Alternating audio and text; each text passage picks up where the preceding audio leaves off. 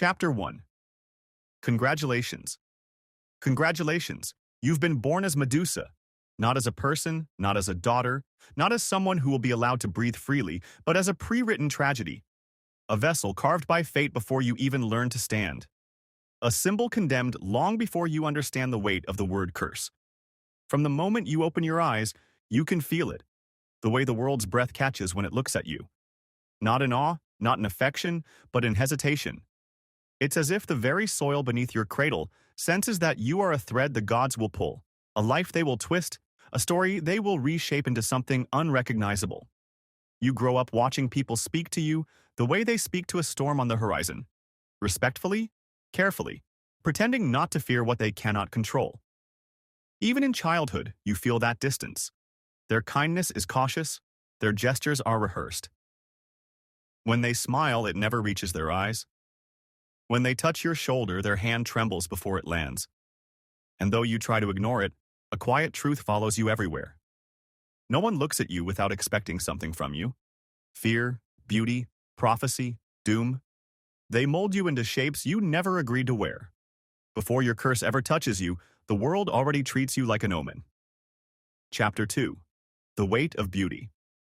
You grow into a young woman, body blooming with grace and features that invite admiration, envy, and danger.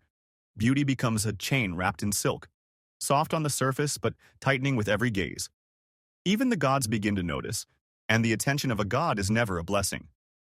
It is a spotlight that burns, a gaze that pierces, a hand that takes without consequence. And when you seek sanctuary in a sacred temple, a place meant for silence, healing, and prayer, you discover the cruelest truth of all. The gods do not protect the innocent. They punish them for being in the wrong place at the wrong time. The curse does not fall like rain, gentle or cleansing. It strikes like lightning, sudden, violent, irreversible. Your hair transforms first, a sensation like roots being ripped out and replanted with something alive, cold, and hungry. Strands writhing against your skin, twisting, tightening, awakening. Serpents breathe their first breath through your scalp, tongues tasting the air, minds whispering in the back of yours. You are not given time to mourn the loss of your reflection, because your reflection itself becomes a weapon. Chapter 3. The Gaze of Death. Your eyes, once soft and bright, begin to carry a power you never wanted. You feel something stirring behind them, a force that doesn't belong to you. The first time the stone spreads across flesh, it is slow, like frost crawling across a window pane.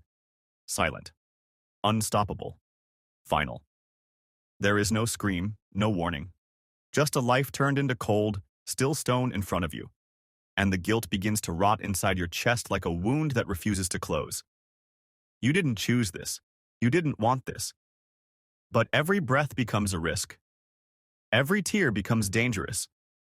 Every moment of eye contact becomes a death sentence. So you isolate yourself for the safety of others. You leave your home quietly, not with rebellion, not with anger, but with the sorrow of someone who understands that staying will only bring destruction. Chapter 4. Wandering and Isolation. You wander through forests where sunlight filters through the branches like fragmented memories. You cross rivers with your gaze lowered, afraid to see your reflection in the ripples. You sleep curled in caves where your breathing echoes against stone walls, a reminder that you are both alive and alone. Loneliness becomes your new reality, not because no one loves you, but because you cannot allow anyone to. The world, however, does not grant mercy to the misunderstood. Stories about you spread faster than truth, carried by fearful tongues eager to transform your suffering into entertainment.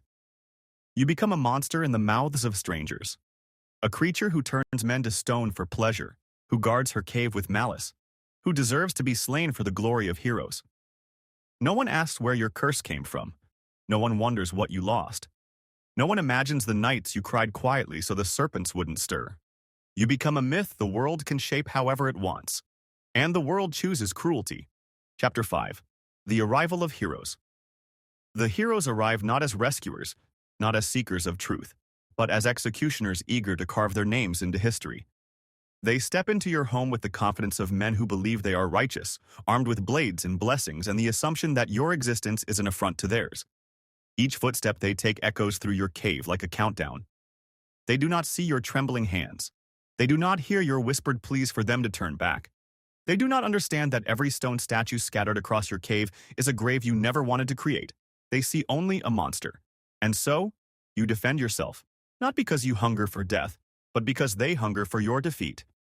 And with every hero who enters and never leaves, the legend of your monstrosity grows. The world does not see your self-defense. It sees your survival and calls it wickedness. Chapter 6. The Reality of Pain.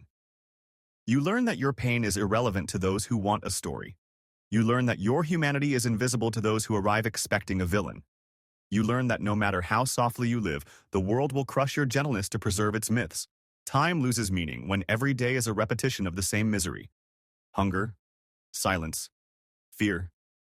The serpents whisper restlessly. The darkness becomes familiar, and your heartbeat becomes the only reminder that you are still human beneath the curse. But the truth is, the deepest suffering is not the curse itself. It is remembering the life you should have lived. You remember laughter. You remember warmth. You remember faces you could look at without destroying. You remember the softness of human connection. A softness you can never touch again. Chapter 7. The Tragedy of Survival. Your tragedy is not that you became a monster. Your tragedy is that you were still human when it happened. And in the end, even your death is stolen from you.